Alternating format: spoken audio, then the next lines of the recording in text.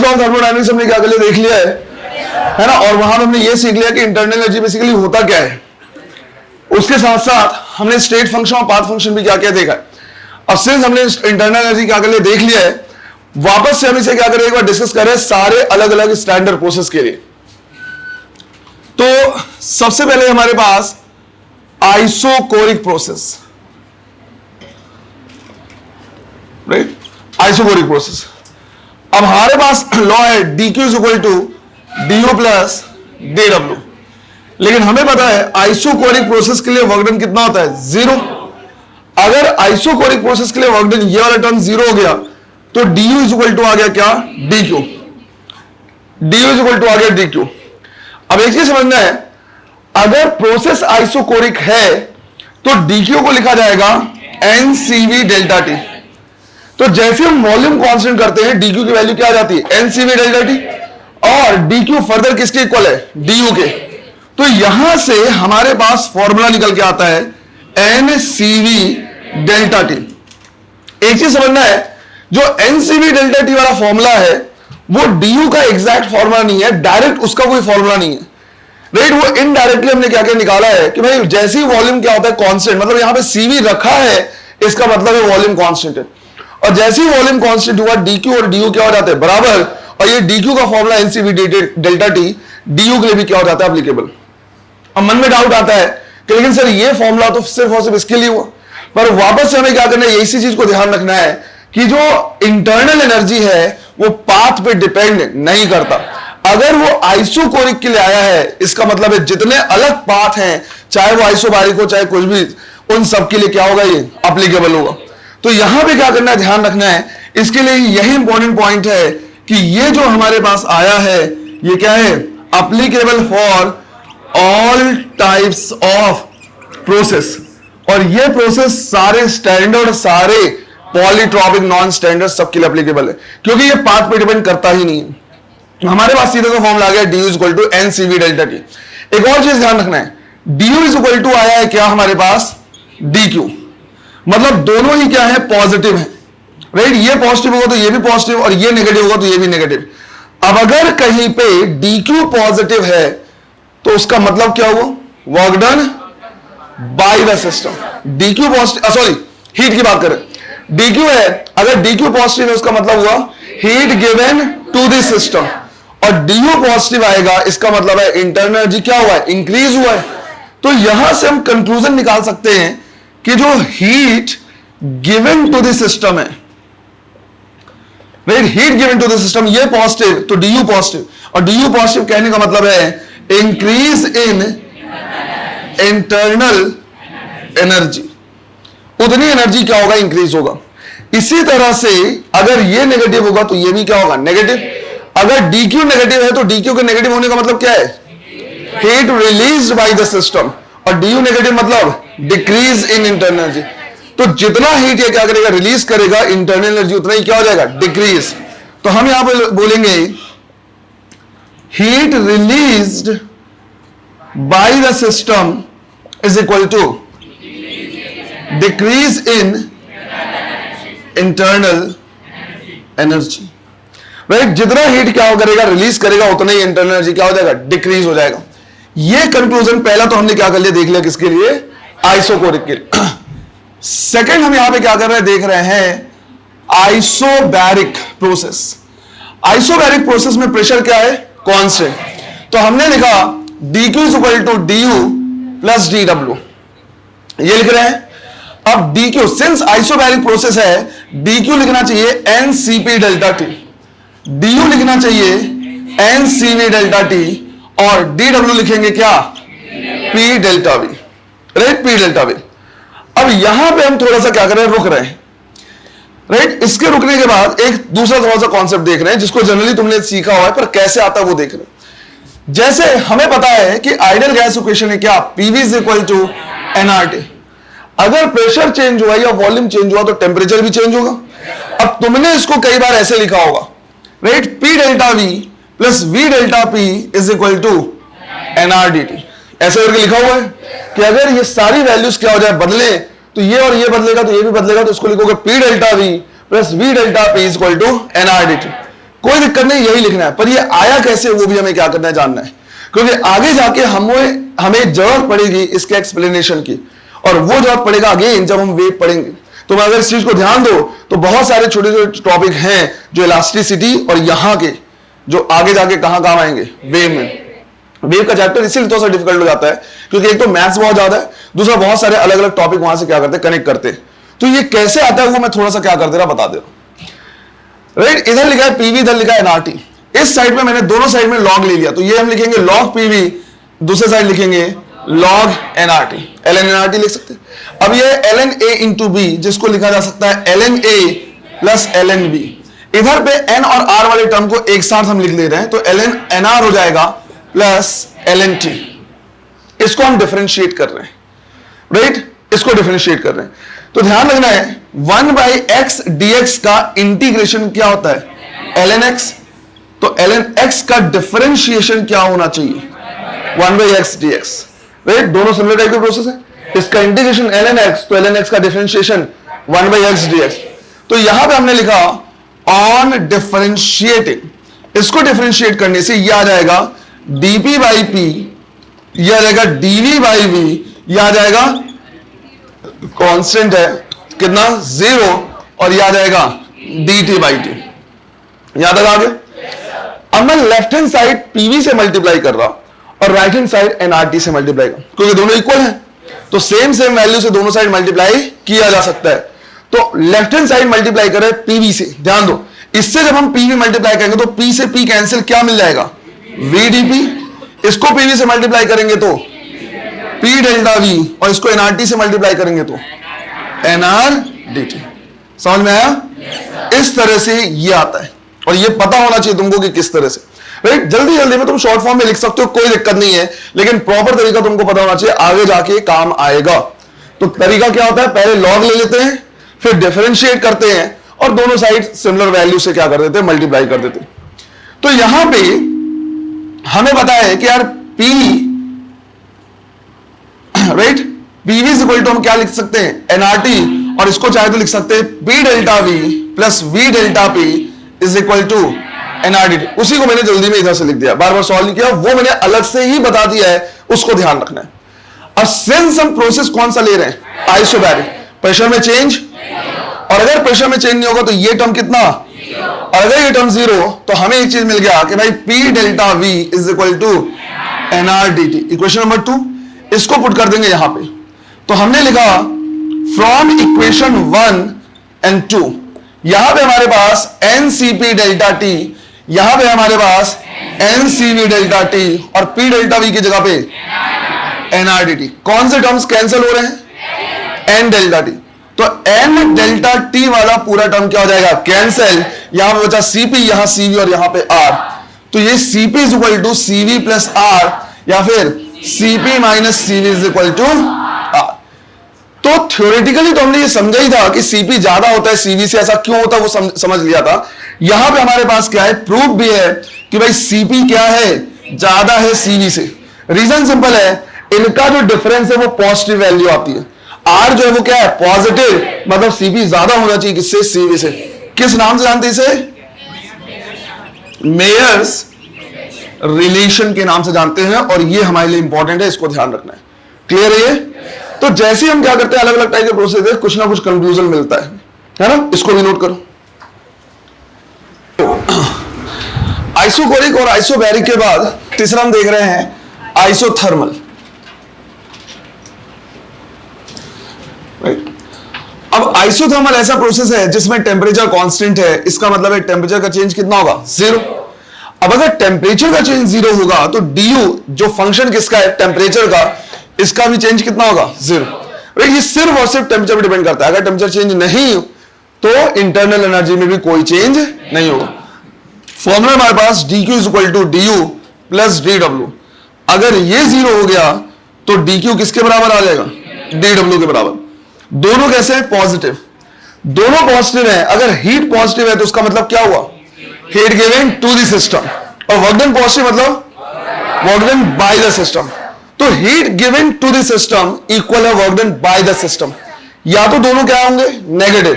अगर नेगेटिव है तो इसके नेगेटिव का मतलब क्या है, heat release by the system, और इसके नेगेटिव का मतलब वर्क डन ऑन, तो work done on the system, heat release by the system.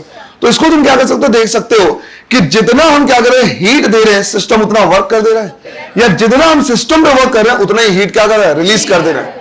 तो इंटरनल एनर्जी में तो वैसे भी कोई चेंज नहीं आ रहा, राइट। अगर भाई तुम्हारे पास 100 रुपए हैं, तुम्हारे घर वाले हर दिन 10 रुपए दे रहे हो, तुम हर दिन 10 रुपए खर्च कर रहे हो, एक तरफ से दिया जाए दूसरी तरफ से खर्च, तो क्या सेविंग में कोई चेंज आएगा? बिल्कुल वही है कि यहाँ पे एक तरफ से हीट दे रहे हो उतना वर्क कर रहा है, या इसमें वर्क कर रहे हो उतना हीट रिलीज कर दे रहा है, तो अगेन इसके इंटरनल एनर्जी में कोई चेंज नहीं आएगा। तो यहां से हम कंक्लूजन वही निकाल सकते हैं कि या तो दोनों पॉजिटिव है, अगर दोनों पॉजिटिव है तो इसका मतलब है हम एक तरफ लिखेंगे heat given to the system, और ये इक्वल होगा work done by the system के, या तो दोनों नेगेटिव होंगे। अगर दोनों नेगेटिव है तो क्या लिखेंगे, work done on the system, heat released by the system. तो एक तरफ हमने लिखा work done on the system, और ये बराबर है किसके, heat released by the system. यहीं से ये जो छोटे छोटे पॉइंट लिखा हुआ है, यहां से थ्योरेटिकल और कॉन्सेप्चुअल प्रॉब्लम आता है बेटा, कि इनमें से कौन सा स्टेटमेंट सही है।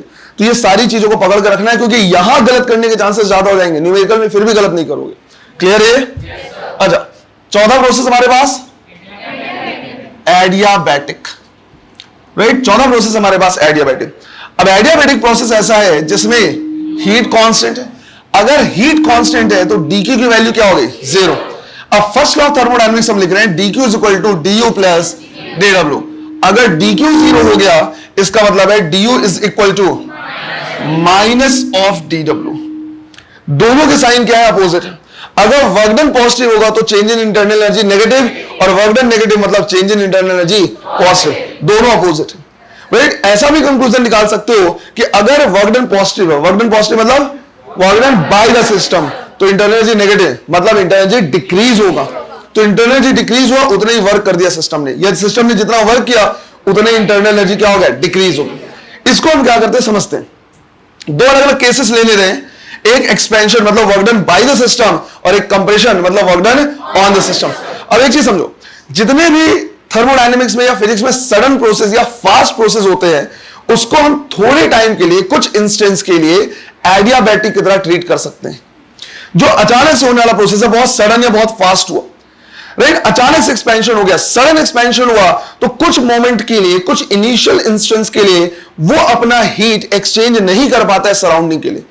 तो जितने मोमेंट के लिए वो हीट एक्सचेंज नहीं कर पाता है, उस पर्टिकुलर मोमेंट के लिए वो कैसे बिहेव करता है, एडियाबैटिक की तरह।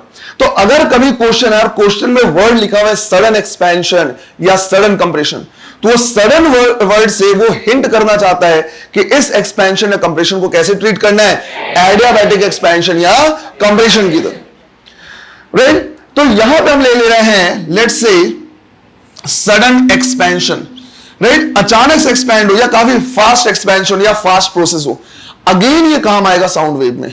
याद करो लैप्लास करेक्शन जैसा कुछ पढ़ा हुआ है, वहां पे इस पॉइंट को क्या करना है, ध्यान रखना है, ये सारे पॉइंट्स वहां पे जाके क्या होंगे, कनेक्ट होंगे। तो सडन एक्सपेंशन, सडन एक्सपेंशन कहने का मतलब है तो एक्सपेंशन, तो इसको क्या बोलेंगे, work done by the system. अगर work done by the system है और सडन एक्सपेंशन है, इसका मतलब है वर्क डन की वैल्यू क्या है, पॉजिटिव। अगर वर्क डन पॉजिटिव है तो इसका मतलब हुआ du क्या होगा, नेगेटिव, राइट। और du के नेगेटिव होने का मतलब इंटरनल एनर्जी, और इंटरनल एनर्जी बेटा कम होगा तब जब टेम्परेचर क्या होगा, कम होगा। बिना टेम्परेचर के कम इंटरनल एनर्जी कम नहीं हो सकता, टेम्परेचर का सीधा सीधा ये क्या है, फंक्शन है। अब देखो क्वेश्चन कैसे पूछेगा, क्वेश्चन पूछेगा कि भाई एक टायर है जो सडनली क्या होगा, ब्लास्ट कर गया, जानबूझ के टर्म यूज करेगा ब्लास्ट, क्योंकि दिमाग जैसे ब्लास्ट पे आता है वैसे लगता है टेम्परेचर क्या होगा, बढ़ गया है। क्वेश्चन यही पूछेगा कि टायर ब्लास्ट हो गया है तो जो टेम्परेचर होगा वो क्या होगा। ब्लास्ट हम सुनते के साथ दिमाग चलता है कि टेम्परेचर क्या हो रहा है, बढ़ रहा है, पर यहां पे एक टायर ब्लास्ट हुआ है। जब बॉम्ब वगैरह फटते हैं, पटाखे फटते हैं, तो वहां पे केमिकल रिएक्शंस होते हैं, वो केमिकल रिएक्शन की वजह से क्या हो रहा है, फूट रहा है, और वहां पे एक्सोथर्मिक रिएक्शन है, इसलिए टेम्परेचर बढ़ रहा है। टायर में सिर्फ और सिर्फ हवा भरा हुआ है, तो एक थर्मोडायनामिक सिस्टम की तरह है जो अचानक से क्या हो रहा है, एक्सपैंड हो रहा है। तो जब टायर ब्लास्ट होगा या बलून ब्लास्ट होगा, तो ये सडनली क्या हो गया, जितने अंदर में गैस भरे हुए हैं वो पूरे के पूरे क्या होंगे, एक्सपैंड होंगे। शुरू के कुछ इंस्टेंस के लिए उतना फास्ट प्रोसेस है कि वो अपना हीट एक्सचेंज नहीं कर पाएंगे किसके साथ, एटमॉस्फेयर के साथ। तो उस शुरू के इंस्टेंस के लिए वो कैसे बिहेव करेंगे, एडियाबैटिक एक्सपेंशन। तो अगर वो सडन एक्सपैंड हुआ है, ब्लास्ट हुआ है, तो उस टाइम पे उसका जो टेम्परेचर हो जाएगा वो क्या हो जाएगा, डिक्रीज हो जाएगा। तो क्वेश्चन पूछेगा कि अगर टायर सडनली ब्लास्ट हो गया तो उसका टेम्परेचर कैसे होगा। शायद इस चीज को कुछ लोगों ने एक्सपीरियंस किया होगा। राइट, टायर के साथ ही वो डेंजरस होता है, वहां जाना नहीं। बलून के साथ, राइट, अगर तुमने बलून को कभी फुला फुला के फोड़ा है और जैसे ही फूटता है तुरंत अगर तुम इंटरनल सरफेस को टच करो तो थोड़ा सा ठंडा लगता है, हल्का सा ठंडा लगता है। कितने लोगों ने एक्सपीरियंस किया ये? काफी लोगों ने। दो रीजन होते हैं, एक तो अगर तुम थूक डाल दियो, भर दियो फूकते समय, तो हो सकता है वो तुमको ठंडा लगा हो, हम उसकी बात नहीं कर रहे हैं। कुछ लोग ऐसे ही फूकते, उसकी बात नहीं कर रहे, वो अलग है। प्रॉपर एक्सप्लेनेशन है कि अगर तुमने थूका नहीं है, नॉर्मल एयर भरा है, तो सडन एक्सपेंशन की वजह से वो थोड़े टाइम के लिए कैसा बिहेव करता है, एडियाबैटिक की तरह, और इसीलिए वहां का टेंपरेचर क्या हो जाता है, कम हो जाता है। तो जब तुम इसको लिखोगे तो उसके नीचे में उस बलून वाला का एग्जांपल भी क्या कर लेना, लिख लेना है कि जब बलून सडनली ब्लास्ट होता है तो उसका टेंपरेचर क्या हो जाता है, डाउन। इसी तरह से सेकंड हमारे पास है sudden compression. Right, sudden compression, अचानक से बहुत सारे एयर को हमने क्या कर दिया, कंप्रेस कर दिया। तो सडन कंप्रेशन होगा या फास्ट कंप्रेशन होगा तो थोड़े मोमेंट के लिए कैसा बिहेव करेगा, अगेन एडियाबैटिक कंप्रेशन की तरह। हम यहां पे लिखेंगे कंप्रेशन है तो ये क्या है, work done on the system. Work done on the system का मतलब है वर्क डन कैसा हुआ, और अगर वर्क डन नेगेटिव है तो ये नेगेटिव नेगेटिव मतलब डी की वैल्यू पॉजिटिव हो जाएगी। डी का पॉजिटिव होना इंडिकेट करता है इंटरनल एनर्जी बढ़ना, और इंटरनल एनर्जी बढ़ना मतलब टेम्परेचर। तो सडनली अगर कुछ चीज कंप्रेस करेंगे तो वहां का टेम्परेचर क्या हो जाएगा, बढ़ जाएगा। अब इसके एग्जांपल को भी तुमने शायद एक्सपीरियंस किया होगा। अगर तुमने टायर में हवा भरा होगा with the help of pump, अमीरों की बात नहीं कर रहे हैं, नॉर्मली अगर तुमने क्या किया, पंप से हवा भरा हुआ है, तो जब हम पंप से हवा भरते तो ऐसा नहीं भरते इस तरह से, राइट, कभी पंप से हवा ऐसे भर देंगे नहीं। अगर पंप से हवा भरना तो हमें तेजी से दबाना होता है। तो अगर फास्ट करते हैं तो अंदर पंप में जितना एयर है वो सडनली कंप्रेस होता है, और कंप्रेस होकर वो जो नोजल होता है नोजल के थ्रू जाता है। तो हम यहां पे क्या कर रहे हैं, सडन कंप्रेस कर रहे हैं। सडन कंप्रेशन से जब वो नोजल के थ्रू क्या करता है, एयर जाता है, तो नोजल को अगर तुम टच करोगे तो वो हीट अप हो जाता है, गर्म हो जाता है। ये एक्सपीरियंस मोस्ट ऑफ लोगों ने किया होगा। ठेले वालों की बात नहीं कर रहे हैं, और बाकी जो कार वार चलाते उनकी बात नहीं है, है ना। तो उसमें सडन कंप्रेशन में जो नोजल होता है वो क्या होता है, हीट अप हो जाता है। तो वहां पे भी हम क्या करेंगे, यही लिखेंगे कि जब हम क्या करते हैं, टायर में हवा भरते हैं तो नोजल क्या जो होता है वो गर्म हो जाता है, क्योंकि सडन कंप्रेशन है, एडियाबैटिक कंप्रेशन की तरह ट्रीट करेंगे और टेंपरेचर क्या हो जाएगा, बढ़ जाएगा। क्लियर है ना। वो एग्जांपल भी खुद से लिख लेना। अच्छा, साइक्लिक प्रोसेस भी हम क्या कर ले रहे हैं, यहां पे देख ले रहे हैं। अगर मान लो हम साइक्लिक प्रोसेस की बात करें, लेट्स से किसी तरीके का हमने साइक्लिक प्रोसेस ले लिया है, ये प्रेशर है, ये वॉल्यूम है, इस तरह का हमने क्या कर लिया, साइक्लिक प्रोसेस ले लिया। अब ध्यान ये रखना है, साइक्लिक प्रोसेस में डी की वैल्यू हमेशा क्या होगी, जीरो, बिकॉज ये क्या है, एक स्टेट फंक्शन है। ये सिर्फ और सिर्फ डिपेंड करता है पाथ पे, ये सिर्फ डिपेंड करता है इनिशियल और फाइनल पॉइंट में। और साइक्लिक प्रोसेस का ही मतलब है कि घुमा फिरा के वापस इनिशियल पॉइंट पे आ गया, और इनिशियल पॉइंट पे आ गया है तो initial temperature final temperature same, change in internal energy कितना, जीरो। तो हम लिखेंगे since it is a state function. अब अगर ये स्टेट फंक्शन है और डी की वैल्यू जीरो हो गई तो हम लिखेंगे D Q is equal to D U plus D W. D U zero होने से डी क्यू किसके बराबर हो जाएगा, डी डब्ल्यू के बराबर, राइट। ये हो जाएगा सीधा डी डब्ल्यू के बराबर। तो ये बिल्कुल वैसा ही है इसका स्टेटमेंट जैसे आइसोथर्मल के में। अब यहां पे एक चीज ऑब्जर्व करना हो तुमको, जब हम हीट के बारे में पढ़ रहे थे तो हीट हमने सिर्फ और सिर्फ स्टैंडर्ड प्रोसेस के लिए पढ़ा था, राइट। आइसोथर्मल, आइसोकोरिक, आइसोबैरिक और एडियाबैटिक। साइक्लिक लिए ये आ गया हमारा साइक्लिक। साइक्लिक में कितना हीट, जितना साइक्लिक में वर्क डन। हाँ, वर्क डन हमने सबके लिए पढ़ा हुआ है ऑलरेडी, हीट साइक्लिक के लिए नहीं पढ़ा था इसी रीजन से। अब हमें क्या करेंगे, हीट के बारे में पढ़ेंगे। तो डी क्यू कितना आएगा, डी डब्ल्यू के बराबर, राइट। अगर ये पॉजिटिव है तो ये भी पॉजिटिव होगा, ये नेगेटिव होगा तो ये भी नेगेटिव होगा।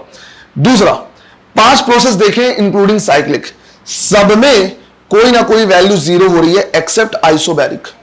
अगर तुम आइसोबैरिक को हटा दो तो हमारे पास जो डी क्यू, डी और डी डब्ल्यू है, इनमें से कोई ना कोई वैल्यू क्या हो जा रही है, जीरो हो जा रही है। आइसोकोरिक में वर्क डन जीरो हो जा रहा है, आइसोथर्मल में डी यू जीरो हो जा रहा है, राइट। एडियाबैटिक में डी क्यू जीरो, साइक्लिक में डी यू जीरो। सिर्फ और सिर्फ आइसोबैरिक है जिसमें कुछ भी जीरो, तो वहां से एक बहुत बढ़िया क्वेश्चन बनेगा। वहां पे जब हम हीट देते हैं तो वो उसका कुछ पार्ट कन्वर्ट होता है किसमें? इंटरनल एनर्जी में। इंटरनल एनर्जी में तो टेम्परेचर बढ़ाएगा, और कुछ पार्ट कन्वर्ट होता है किसमें? वर्क डन में। एग्जैक्टली इसी पॉइंट से थर्मो शुरू किया था हमने। इसके अलावा जितने भी हमारे पास प्रोसेस है उसमें 100% कन्वर्जन होता है। या तो डीक्यू पूरा कन्वर्ट हो जाएगा डीयू में, या डीयू पूरा कन्वर्ट हो जाएगा डीडब्ल्यू में, या डीडब्ल्यू कन्वर्ट हो रहा है डीक्यू में। ऐसी कन्वर्जन हो रहे हैं एक्सेप्ट आइसोबैरिक। ये सिर्फ अकेला ऐसा प्रोसेस है जिसमें जितना हम हीट दे रहे हैं उसका कुछ पार्ट कन्वर्ट हो रहा है इंटरनल में, कुछ पार्ट। तो तुमसे क्वेश्चन पूछेगा कि अगर हमने इतना हीट दिया तो कितना पार्ट कन्वर्ट हुआ इंटरनल एनर्जी में और कितना पार्ट कन्वर्ट हुआ वर्क डन में। और यहीं से वो क्वेश्चन बन सकता है। इस क्वेश्चन को हम क्या करेंगे देखेंगे। बाकी हर जगह से क्या बनेगा? थ्योरेटिकल, कि इतना हीट दिया है तो वो क्या हुआ। क्लियर है ये? चलो इसको नोट करो पहले, फिर उसको देखना है। चलो देखो, तो हमें सिर्फ और सिर्फ एक आइसोबैरिक प्रोसेस ऐसा मिला है जिसमें तीनों फिजिकल क्वांटिटीज अवेलेबल है, कोई जीरो नहीं हो रहा। इसका मतलब हुआ कि जितना भी हम हीट दे रहे हैं उसका कुछ पार्ट कन्वर्ट हो रहा है इंटरनल एनर्जी में, और rest of the part convert हो रहा है किसमें? क्वेश्चन पूछेगा कितना पार्ट इसमें और कितना पार्ट इसमें। सॉल्व करने का सबसे सिंपलेस्ट वे है वो बता रहा हूं। डीक्यू को हम, आइसोबैरिक प्रोसेस है तो डीक्यू को लिखेंगे एनसीपी डेल्टा टी, इसे लिखेंगे एनसीवी डेल्टा टी, और इसको लिख दे रहे हैं पी डेल्टा वी। इस इक्वेशन, पूरे इक्वेशन को एनसीपी डेल्टा टी से डिवाइड कर रहे हैं। तो हमने लिखा on dividing by NCP delta T. इसको जब डिवाइड करेंगे तो ये वाली वैल्यू हो जाएगी 1। यहां से एन डी टी कैंसिल होकर क्या आ जाएगा? सीवी बाई सीपी, और यहां पे आ जाएगा P delta we divide by NCP delta T. CV by CP को क्या लिखा जा सकता है? 1 बाई गामा। तो ये हो जाएगा 1 is equal to 1 by gamma, और रिमेनिंग जो भी आ रहा है। अब यहां जो हमारे पास कंक्लूजन है उसका मतलब समझो। ये कंक्लूजन ये कह रहा है कि जब भी हम किसी आइसोबैरिक प्रोसेस में 1 जूल हीट देंगे तो उसका 1 बाई गामा पार्ट कन्वर्ट होगा इंटरनल एनर्जी में, और जो रिमेनिंग बच गया, और रिमेनिंग कितना बच गया? 1 माइनस 1 बाई गामा पार्ट, वो यूज होगा किसमें? वर्क डन में। आया समझ में? तो यहां पे हमें क्या करना है? नोट करना है। पहले नोट लिख लो इतना स्पेस छोड़ के।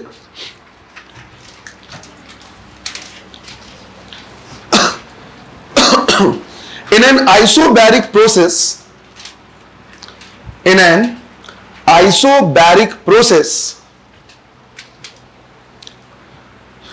for every 1 joule of heat, for every 1 joule of heat, 1 by gamma part,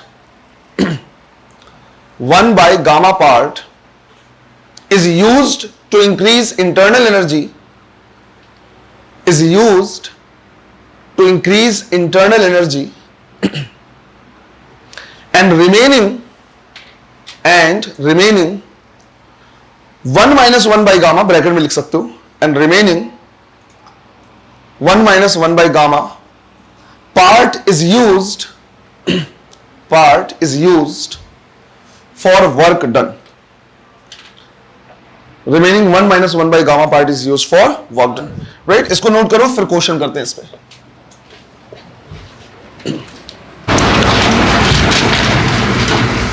In an isobaric process, total 70 joule of heat, total 70 joule of heat is given to diatomic gas. Total 70 joule of heat is given to diatomic gas. Then find the energy used. Then find the energy used to increase its internal energy. Find the energy used to increase its internal energy. Diatomic के लिए gamma की value कितनी होती है? Right 7/5 वही 1.4। Fraction में लिखोगे तो जल्दी कैलकुलेशन हो जाएगा। आ जाएगा आंसर, करो जल्दी। कि भाई इंटरनल एनर्जी कितना होता है? 1 बाई गामा, और पार्ट जितना भी एनर्जी है उसका 1 बाई गामा पार्ट। भाई 1 जूल के लिए 1 बाई गामा, तो 50 का भी तो 1 बाई गामा ही पार्ट होगा, सॉरी 70 का। तो 1 बाई गामा ऑफ इंटरनल जो भी हीट दिया हुआ है, तो 1 बाई गामा कितना हो जाएगा? 5/7 ऑफ टोटल हीट 70, तो कितना आंसर आ जाएगा 50 जूल। तो वर्क डन के लिए कितना हुआ 20 जूल। सिंपल सा है। दूसरा क्वेश्चन लिखना है, राइट, बिल्कुल सिंपल से क्वेश्चन सॉल्व कर लोगे बेटा, सिर्फ गामा की वैल्यू पता होनी चाहिए, है ना। दूसरा क्वेश्चन लिखना है 40 joule of heat is given, 40 joule of heat is given to helium gas. 40 joule of heat is given to helium gas. Then find the energy used. Find the energy used for work done. Find the energy used for work done. Helium के लिए gamma की value कितनी होगी, right, 1.6 या 5/3। चलो करो।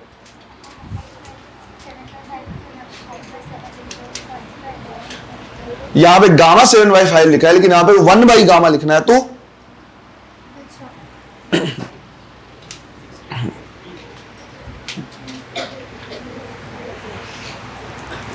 पहले मैं इंटरनल एनर्जी निकाल ले रहा, तो वो जाएगा क्या 1 गामा ऑफ टोटल हीट, तो ये हो जाएगा कितना 3/5 ऑफ 40, तो ये आ जाएगा कितना 24 जूल।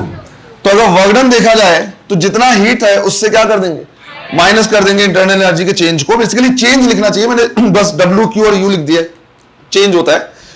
तो 40 माइनस 24 करेंगे, कितना आ जाएगा 16 जूल। क्लियर है ये? एक चीज देखो जरा, राइट, एक चीज समझो, हमें जो मेन क्या करना है, पढ़ना है फर्स्ट लॉ ऑफ थर्मोडायनेमिक्स। वापस एक बार चेक कर ले रहे हैं। फर्स्ट लॉ ऑफ थर्मोडायनेमिक्स में dq इज इक्वल टू हमने लिखा है du प्लस dw। एनालाइज करते हैं वापस से। अगर मैं वर्क डन की बात करूं 4 स्टैंडर्ड प्रोसेस के लिए निकाल सकते हैं, साइक्लिक प्रोसेस के लिए, पॉलीट्रॉपिक के लिए, चेक। इंटरनल एनर्जी के साथ ऐसी कोई कंडीशन नहीं है, उसके लिए रास्ता जो पाथ या प्रोसेस है वो डिपेंड करता ही नहीं है, कैसे भी निकाल सकते। डीक्यू की बात करें 4 स्टैंडर्ड प्रोसेस के लिए, साइक्लिक के लिए, पॉलीट्रॉपिक के लिए नहीं, पॉलीट्रॉपिक के लिए नहीं दिखा। या मान लो अगर एक ऐसा ग्राफ दिया हुआ है या क्वेश्चन दिया जिसमें 2 स्टेप्स हैं, मल्टी स्टेप प्रोसेस के लिए, क्या मल्टी स्टेप प्रोसेस के लिए वर्क डन निकाल सकते हैं? Again area under the graph से सब निकलेगा, लेकिन मल्टी स्टेप प्रोसेस के लिए हीट निकालना भी नहीं सीखा है। तो पूरे फिजिक्स में, पूरे थर्मोडायनेमिक्स में इससे ज्यादा कोई प्रोसेस नहीं हो सकता। या तो प्रोसेस क्या होगा, स्टैंडर्ड होगा, या 2-3 स्टैंडर्ड को मिला के मल्टी स्टेप प्रोसेस हो जाएगा, या इन्हीं को मिला के साइक्लिक हो जाएगा, या पॉलीट्रॉपिक हो जाएगा, राइट। यही सारे कॉम्बिनेशन हो सकते हैं। अब वर्क डन किसी के लिए भी हो, इंटरनल एनर्जी किसी के लिए, सबके लिए निकाल सकते हैं। हीट की बात करें तो हीट हमने सीखा है चारों स्टैंडर्ड के लिए, और अभी सीख लिया हमने साइक्लिक के लिए, लेकिन मल्टी स्टेप प्रोसेस के लिए और पॉलीट्रॉपिक प्रोसेस के लिए हमने अभी नहीं सीखा है। अब नेक्स्ट हमें क्या करना है, सीखना है हीट इन्हीं के लिए। तो नेक्स्ट क्या करना है, टॉपिक डालना है, ये मेरा नहीं करना, लिख लेना। नेक्स्ट टॉपिक तुमको क्या करना है, डालना है heat for heat and specific heat capacity, दोनों, heat and specific heat capacity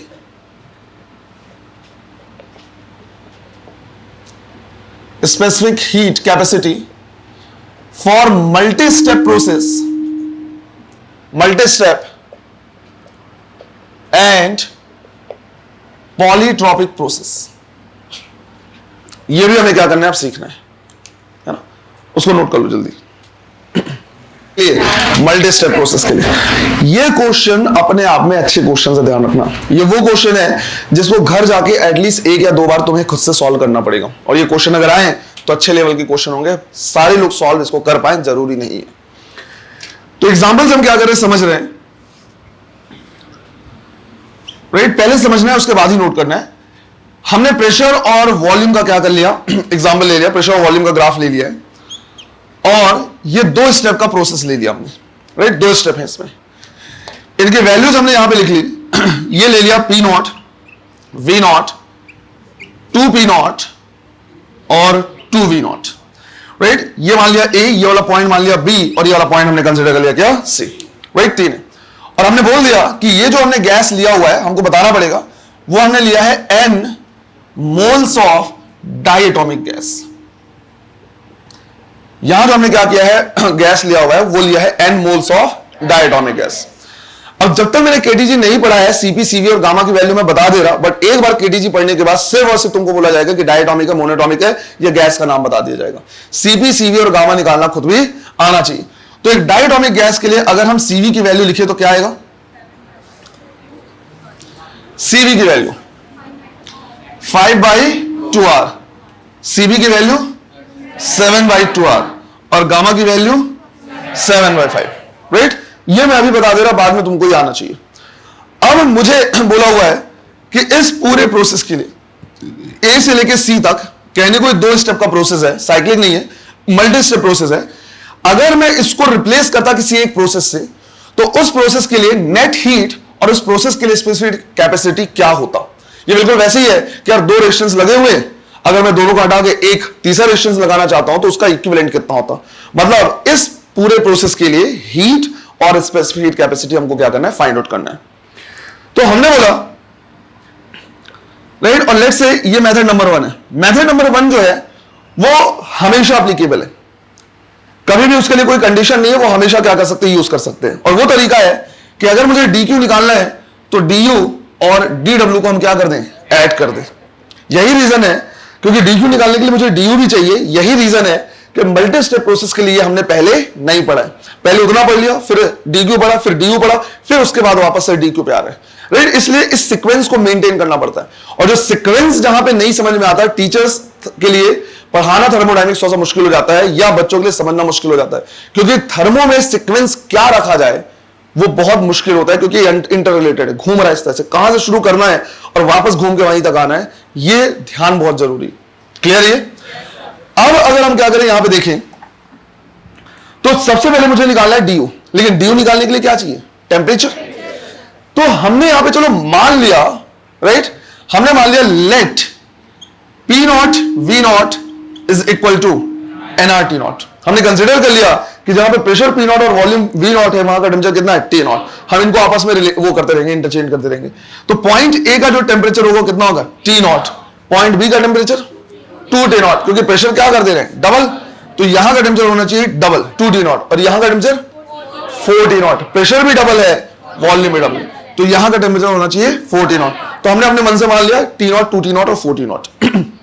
अब अगर मुझे डीयू निकालना है तो मुझे देखने की जरूरत ही नहीं है कि ऐसे घूम के गया है कि सीधा गया है। मुझे सिर्फ देखना, अच्छा ये नीचे है, ये फाइनल है, और हम सीधा लिख देंगे, एक ही तो फॉर्मूला है बेटा, NCV डेल्टा टी, एक ही फॉर्मूला है NCV डेल्टा टी। और अगर हम चाहें तो इसको लिख सकते हैं N, डायटोमिक गैस के लिए CV कितना? 5/2R, और DT कितना? 4T0 minus T0, final minus initial, तो ये हो जाएगा 3T0। और अगर ये 3T0 हो गया तो du इज इक्वल टू हमारे पास आ जाएगा 15/2 nRT0, 15/2 nRT0, nRT0। और सिंस nRT0 वगैरह हमें क्वेश्चन में नहीं दिया हुआ है, राइट, हम वापस से चाहें तो उसको P0 V0 से रिप्लेस कर सकते हैं। तो ये हो जाएगा 15/2 P0 V0। इक्वेशन नंबर 2 ये आ गया। अगला है, हमें निकालना है क्या? DW। तो DW हम निकाल सकते हैं एरिया अंडर द ग्राफ से, इसके नीचे का पूरा एरिया।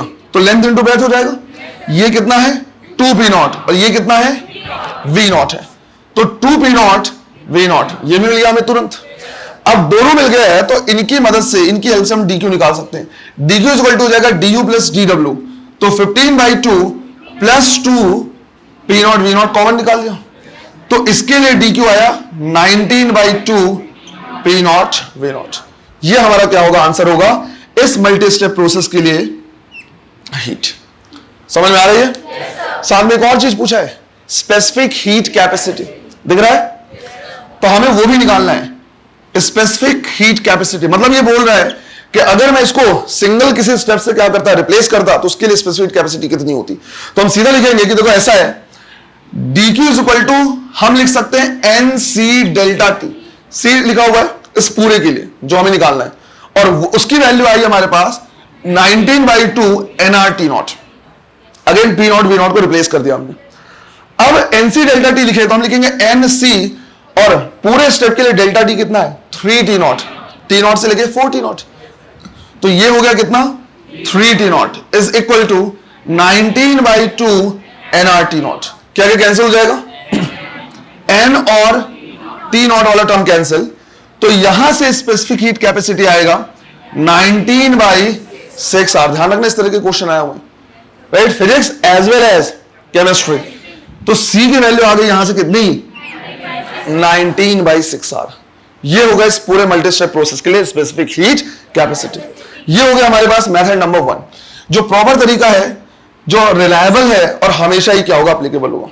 पर हमारे पास यहां पे एक सेकंड मेथड भी हो सकता है, लेकिन सेकंड मेथड सिर्फ और सिर्फ तब एप्लीकेबल है फिलहाल जब मल्टी स्टेप प्रोसेस के जितने भी स्टेप्स हैं वो स्टैंडर्ड प्रोसेस हो, सिर्फ और सिर्फ तब। जैसे इसमें तुम देख सकते हो कि भाई A से B तक का जो प्रोसेस है आइसोकोरिक प्रोसेस है, और B से C तक का जो प्रोसेस है वो आइसोबैरिक है ना। तो दोनों स्टैंडर्ड प्रोसेस है, और स्टैंडर्ड प्रोसेस के लिए हमने DQ निकालना सीखा है। मतलब हमें DU DW की हेल्प की जरूरत, हम डायरेक्ट भी निकाल सकते हैं, पर ऐसा सिर्फ तब जब मल्टी स्टेप में सारे क्या हो? स्टैंडर्ड। अगर मैं इसको कोई पॉलीटॉपिक हो जाएगा तो हम नहीं निकाल पाएंगे, फिर ऐसे ही निकालना पड़ेगा। तो सेकंड मेथड हो जाएगा कि भाई DQ is equal to DQ1 plus DQ2, direct निकाला जा सकता है, राइट। और हम यहां पे लिखेंगे DQ1, ये कौन सा है? आइसोकोरिक। आइसोकोरिक के लिए लिखा जाता है NCV डेल्टा T, और सेकंड है आइसोबैरिक, उसके लिए लिखा जाता है NCP डेल्टा T। तो हो जाएगा NCV की वैल्यू 5/2R, राइट, और डेल्टा T सिर्फ यहां से यहां तक का देखो 2T not minus T not, T not plus NCP 7/2R, और इसके लिए delta T 2T not, 4T not minus 2T not, तो ये हो गया कितना? 2T not. तो ये हमारे पास आ रहा है 5/2 nRT not plus 14/2 nRT not, तो कितना आ गया टोटल? 19/2 nRT not. आ गया वही आंसर। और nRT नॉट को हम चाहें तो रिप्लेस कर सकते हैं किससे? P नॉट V नॉट से। तो 19/2 P नॉट, सिंपल से। अरे आया समझ में? तो हम डायरेक्ट भी क्या कर सकते थे? ऐसे निकाल सकते थे, बट ऐसा सिर्फ पॉसिबल है जब यहां पे क्या होगा? स्टैंडर्ड प्रोसेस होंगे। फिर वही उसके बाद NC डेल्टा T से क्या करोगे? इक्वेट करोगे और स्पेसिफिक कैपेसिटी की वैल्यू निकाल लोगे। तो ये हमने सीख लिया मल्टी स्टेप के लिए। क्या बच गया? वो भी अभी देखते हैं। लिखो इनको तो 15 मिनट नहीं, वो भूख लग गई है, दूध निकाल के पीना शुरू।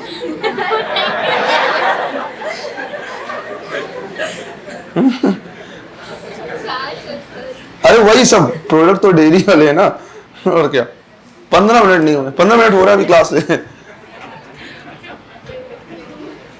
कर लिया? yes, इसको खुद से भी कर सकते हो, ऐसा कुछ नहीं, बस दोनों को ऐड करना है।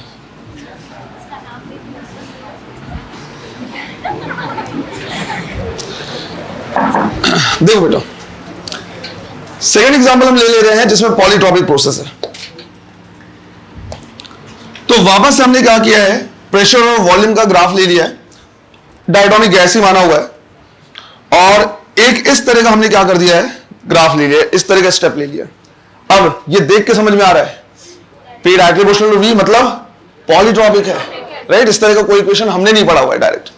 अब इसमें मान लो वैल्यू दे दिया हुआ है कि यहां का प्रेशर है P नॉट, वॉल्यूम है कितना? V not. यहां का प्रेशर कितना? 2P नॉट, और वॉल्यूम कितना? 2V not. और तुमसे यही पूछा हुआ है कि इसके लिए हमें पता करना है कि नेट हीट कितना हुआ है, राइट, एब्जॉर्ब हुआ है या एक्सपैंड हुआ है, जो भी। और साथ ही साथ ये भी पता करना है कि स्पेसिफिक हीट कैपेसिटी कितनी है। क्लियर? ये अब दो मेथड बताए थे, सेकंड वाला मेथड तो यहां एप्लीकेबल नहीं होगा, लेकिन फर्स्ट वाला जो मेथड है वो हमेशा ही क्या है? एप्लीकेबल है, चाहे कैसा भी हो। तो उससे सॉल्व कर सकते हो, तो पहले उस मेथड से ट्राई करो। फिर इसके लिए एक शॉर्ट ट्रिक भी है जो शायद केमिस्ट्री में तुमको बताया गया होगा, वो भी मैं यहां पे वापस से रिपीट कर दूंगा। क्लियर है? ये पहले सॉल्व करो, इसके लिए निकालो DQ और C की वैल्यू।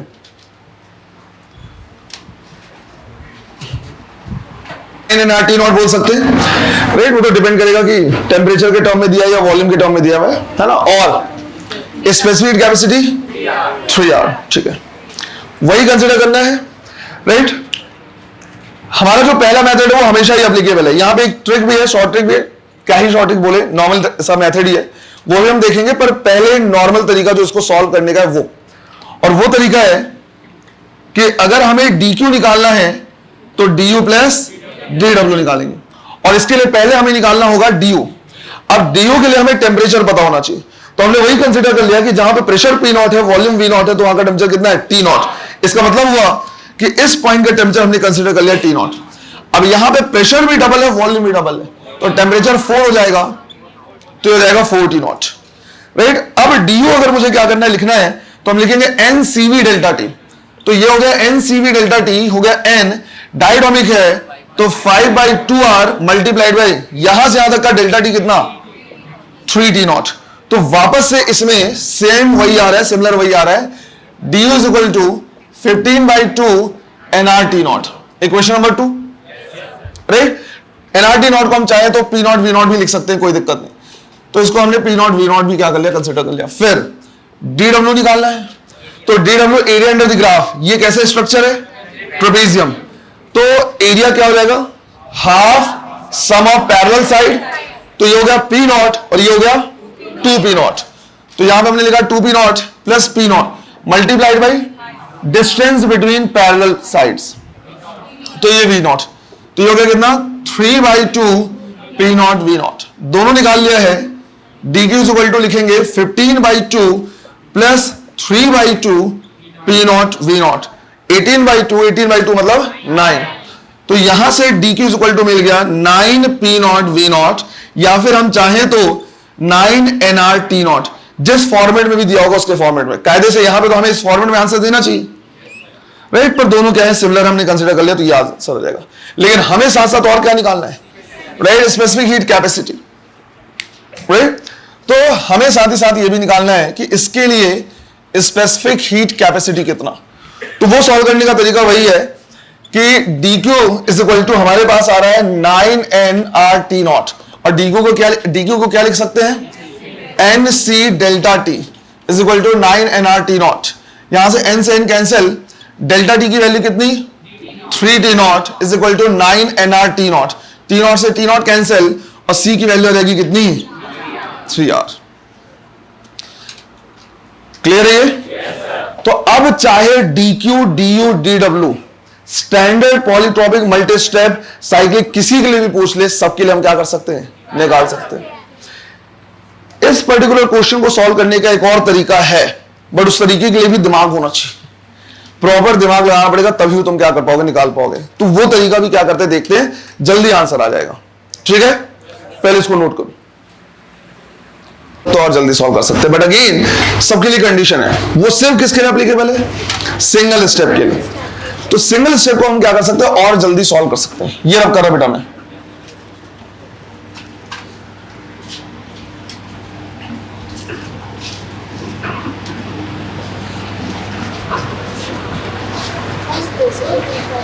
अरे तो खुद से भी कर सकते हो, है ना, कर लेना। वो क्या है, NC डेल्टा T से वो कर लो, इक्वेट कर लो।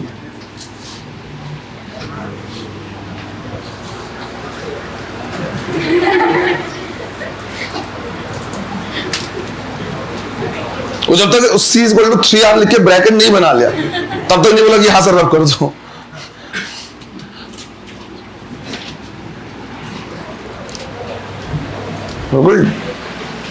टापने की लत लग चुकी है,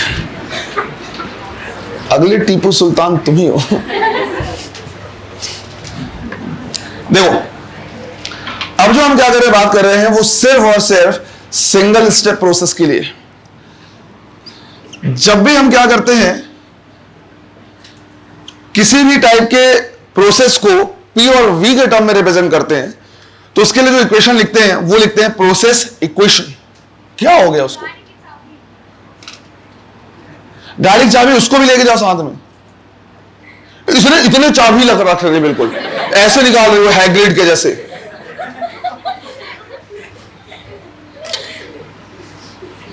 अलग ही शौक बाल रखा हुआ है, चाबी रखने का शौक है, इतना सारा गुच्छा। जैसे मतलब ऐसा हुआ क्लास वास खत्म हो तो यहां से सबको निकालते हैं, हर जगह से ताला बंद करते, कोचिंग का शटर यही गिरा के जा रही है।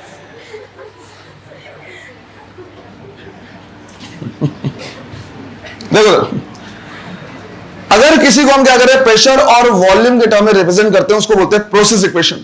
तो इसके लिए हम जनरल इक्वेशन लिख रहे हैं PV to the power x is equal to constant.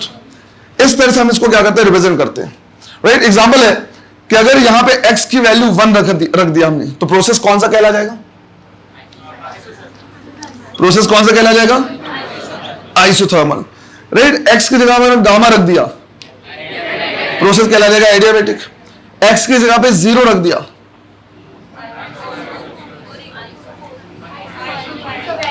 Isobaric.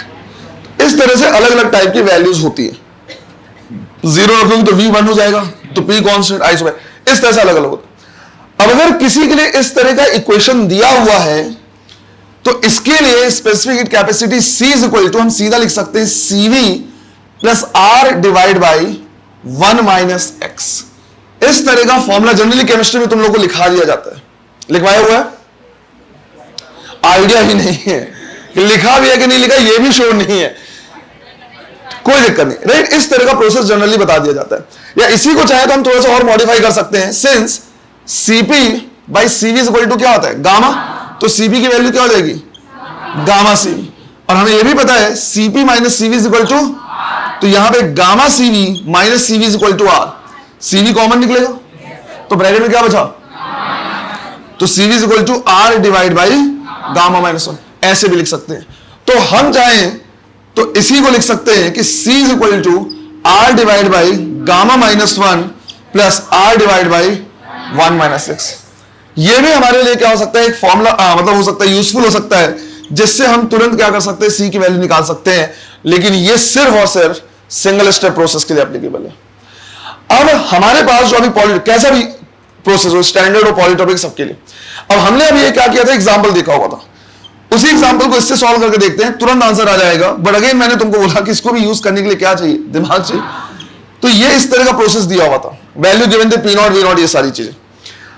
अब इसको तुम तब सॉल्व कर पाओगे जब तुमको x की वैल्यू पता हो। तो मुझे यही बताओ इसको देखते हुए कि भैया x की वैल्यू क्या है इसके लिए, राइट। इस तरह का भी लिखा था हमने, right, P not V not 2V not 2B not, इस तरह से ये ग्राफ दिया हुआ था।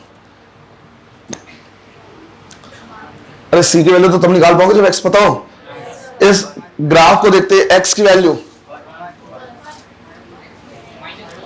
-1, x की वैल्यू, ये ग्राफ कैसा है, स्ट्रेट लाइन है।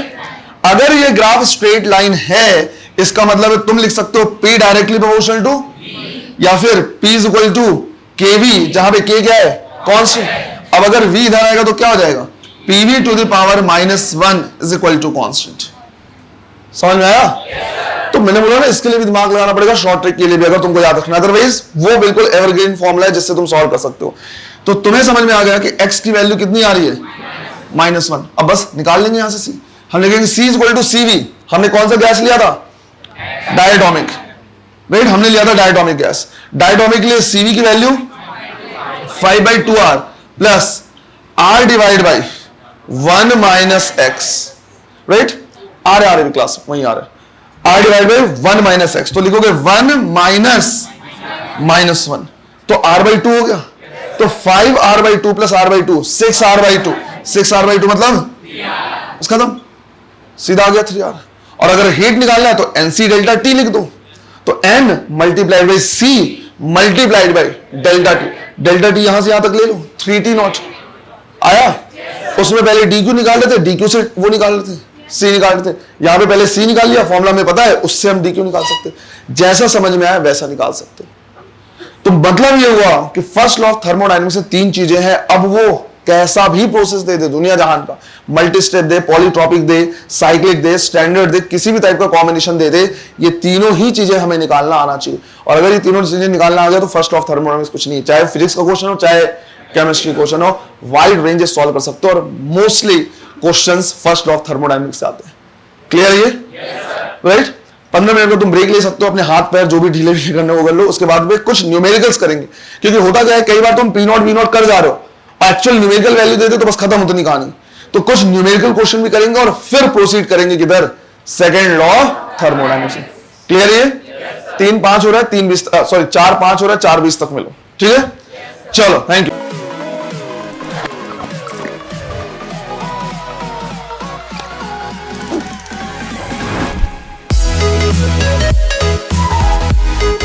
है।